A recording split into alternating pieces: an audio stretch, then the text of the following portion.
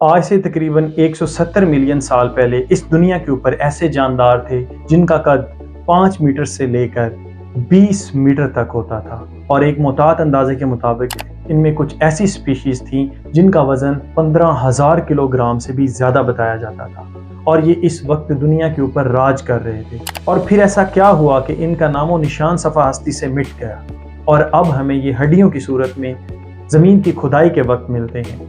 कहा जाता है कि डायनासोर्स की अब तक तकरीबन 900 से ज़ायद स्पीशीज़ जो हैं वो डिस्कवर की जा चुकी हैं और इनके फोसल्स दुनिया में डिफरेंट जगहों पर डिफरेंट इलाकों में मिले हैं। तो इसका मतलब है कि उस वक्त दुनिया में तकरीबन जितनी भी खुश्की थी उस पर ये इनहैबिट थे। आज से तकरीबन 250 मिलियन साल पहले इस दुनिया के ऊपर एम्फीबियंस और रेप्टाइल्स मौजूद थे और फिर उसके बाद बारी आती है डायनासोर्स की।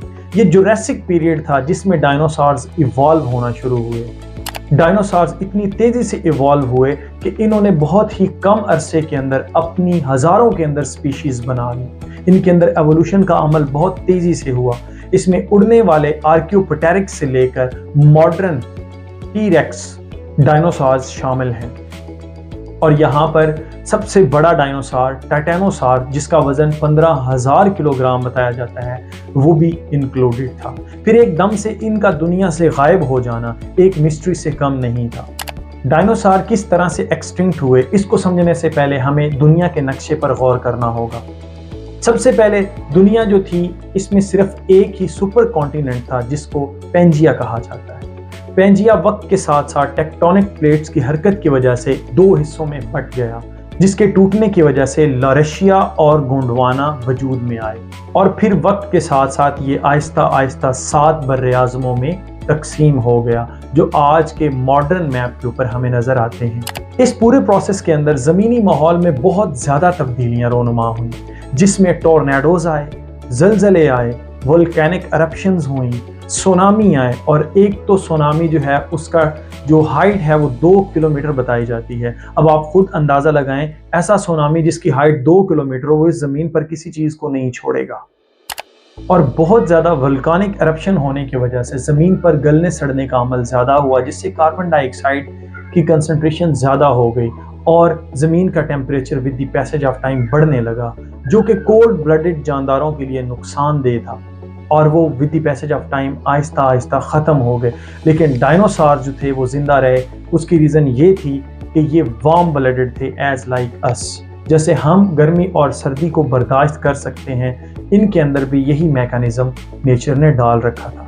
जुरासिक पीरियड के अंदर इनकी एवोल्यूशन स्टार्ट होती है, इनकी स्पीशीज़ के अंदर इजाफा होता जाता है और क्रिटेशियस पीरियड के अंदर ये हर जगह पर हमें डायनासोर्स ही डायनासोर्स नज़र आते हैं। इस ज़मीन पर फुली इनहैबिटेड थे तो डायनासोर्स थे क्रिटेशियस पीरियड के अंदर।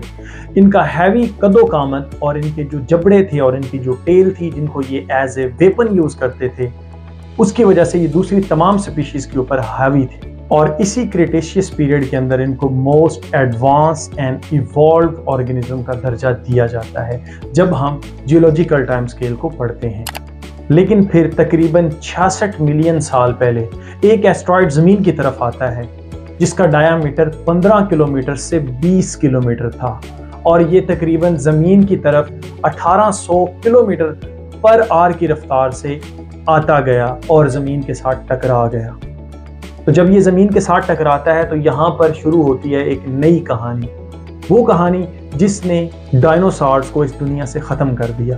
जैसे ही ये ज़मीन के साथ टकराता है तो इसके टकराने की वजह से जो हीट प्रोड्यूस होती है वो 1 करोड़ एटम बम से ज़्यादा थी जिसकी वजह से हॉट डस्ट पैदा होती है।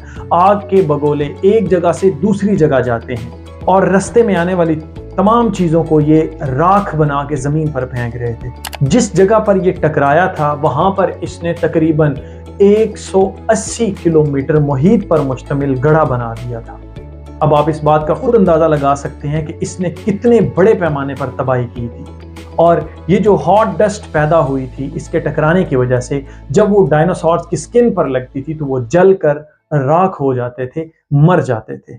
ये ज़मीन की एक साइड पर गिरा था लेकिन इसका इम्पैक्ट ज़मीन के दूसरे हिस्से पर भी था क्योंकि ये हॉट डस्ट जब पैदा हो गई थी तो ज़मीन का जो एवरेज टेम्परेचर था वो बहुत ज़्यादा हो गया था और ये टेम्परेचर ज़्यादा होने की वजह से और डस्ट पार्टिकल ज़मीन के इर्द गिर्द आने की वजह से सूरज की शुआएं भी ज़मीन तक नहीं आ सकती थी। जब सूरज की शुआएं ज़मीन तक नहीं आई तो ज़मीन 2 साल तक तकरीबन अंधेरे में डूब गई और इस तरह से डायनासोर्स बिल्कुल ख़त्म हो जाते हैं। तो ऐसी सूरत हाल में सिर्फ वही जानदार बच पाए, या तो जो पानी के अंदर थे, या जो टनल्स बना के ज़मीन के अंदर रहते थे, या जो केव्स के अंदर छुप चुके थे।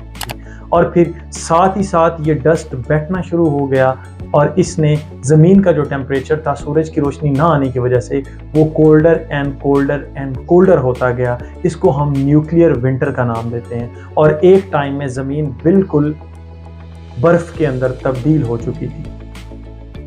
फिर आहिस्ता आहिस्ता ये जो डस्ट था ये बैठता गया और इसने ज़मीन के ऊपर लेयर बना दी। तमाम तर जो डायनासोर्स थे वो इस डस्ट के नीचे छिप गए।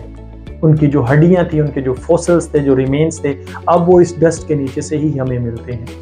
अब जैसे जैसे ये डस्ट बैठता है, सूरज की रोशनी आती है तो फिर प्लांट्स जो हैं वो ग्रो करना शुरू होते हैं। तो सबसे पहले ग्रास और फिर इसी तरह से फ्लावरिंग प्लांट आहिस्ता आहिस्ता खुद को इवॉल्व करते हैं और इवॉल्व करने के साथ साथ नई नई स्पीशीज इस दुनिया के ऊपर आती हैं एवोल्यूशन के थ्रू। उसके साथ साथ दूसरी एवोल्यूशन एनिमल्स के अंदर शुरू हो जाती है, क्योंकि उस वक्त वो रेप्टाइल्स जो बच गए थे, जिन्होंने अपने आप को टनल्स के अंदर छुपा लिया था, वहाँ से एक तरफ बर्ड शुरू हो जाते हैं और दूसरी तरफ मैमल्स शुरू हो जाते हैं। अब ये मौका था मैमल्स को एडवांस होने का, क्योंकि ज़मीन के ऊपर कोई ऐसी हैवी स्पीशी मौजूद नहीं थी। अब with the passage of time mammal evolve होते गए और इवॉल्व होके मॉडर्न इंसान बन गए। अब आते हैं हम एविडेंसेस की तरफ कि क्या वाकई ही में एस्ट्रॉइड ज़मीन के साथ टकराया था और ये इतने मिलियन साल पहले हो चुका है।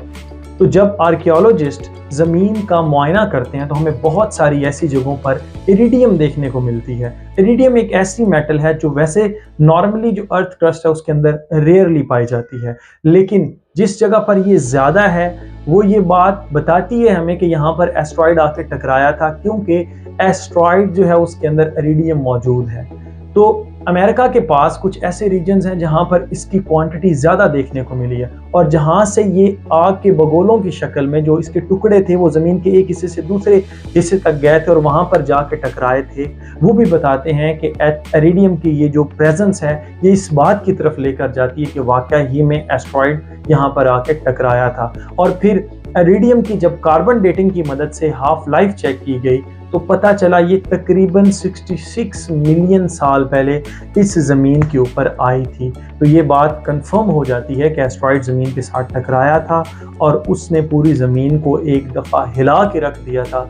इसमें रहने वाले तमाम तर जानदार की तकरीबन 80% जो बायोडाइवर्सिटी थी वो ख़त्म हो गई थी और उसी में डायनासोर्स फुली एक्सटिंक्ट कर गए थे और आज हमें फॉसिल्स की शक्ल में, हड्डियों की शक्ल में ज़मीन के मुख्तलिफ हिस्सों से मिलते हैं। सो आई होप कि आपको ये मेरी वीडियो अच्छी लगी होगी। Stay connected. Thank you and अल्लाह हाफ़िज़।